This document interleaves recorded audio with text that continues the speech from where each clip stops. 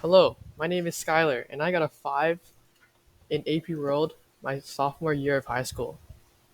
Okay, so a little bit about me. History is one of my worst subjects along with English. My first test in AP World, I got a D.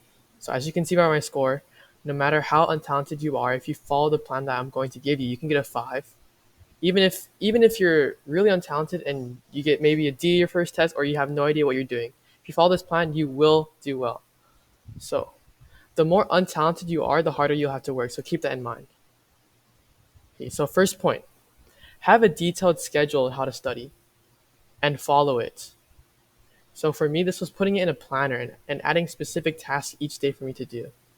And then specifically, I grinded a lot during spring break because that's like, it's not really a break, that's more of an AP exam study week. Okay? Now, second step, buy or get from the library the Princeton Review book for World History AP. You can buy this on Amazon, you can go to the library to get this. Okay, and then secondly, read the content back to front in this book. And then also they have tips on the aspects of the exam, so make sure to read those as well.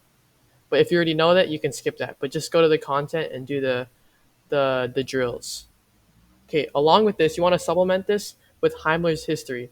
If you don't know what this is a YouTube channel, and it's really helpful because he has topic videos for each topic, and if you watch all of those, there's he doesn't leave anything out, so it's basically all the content you need to know.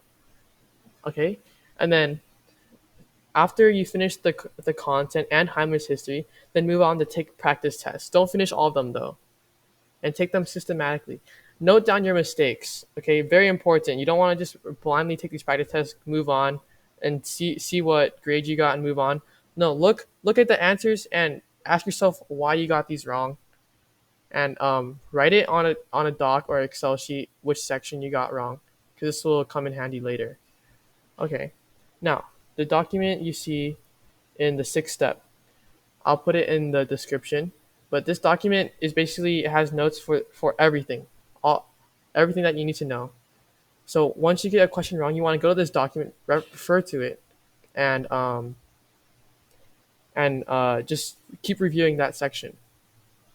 Okay, but you also want to actually read the whole thing because I think it's really good.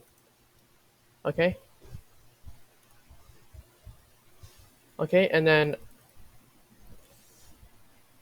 then after this, take more practice tests from Princeton Review, and yeah, okay. One note on the practice test for DPQs. This is document based questions.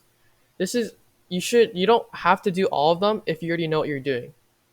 And if you don't know what a DPQ is, you might be in a little trouble. But don't panic. If you go through the Princeton Review book, they'll teach you how to write one, and you'll know how to do it because they have samples and stuff. But if you get the main point on how to write one, and there's also videos on Heimler's history on how to write a good one, then you don't really need to do more because it's kind of a waste of time because once you learn how to do it, all you need is just content, and then what you learned from what you're lacking is the MCQ questions. Okay, okay, and then lastly, do official College Board practice questions. These are like the short answer questions. Okay, and or the long essay questions. These ones I recommend you partner with a friend. Oh, and before I say this, your teacher should release this. If they don't, I'm sorry, but I think you can maybe search it up somewhere or get it from somebody else, or you can even just pester your teacher until they release it. Okay, and then so back on to this, right? So you want to partner with a friend who is equally or smarter than you. For me, I partnered with my friend who's a lot smarter than me in this area, and you want to do it with them. And after that, you want to review what you said, what you if you did anything wrong. You just discuss your answers because they're not MCQs, and they're not like straightforward. I mean, they are kind of straightforward, but not really. They have some sort of deviance because it's you're writing stuff down, right? Essentially. Okay. So yeah. So make sure you partner with someone. Don't partner with someone worse than you because you will basically get leached on.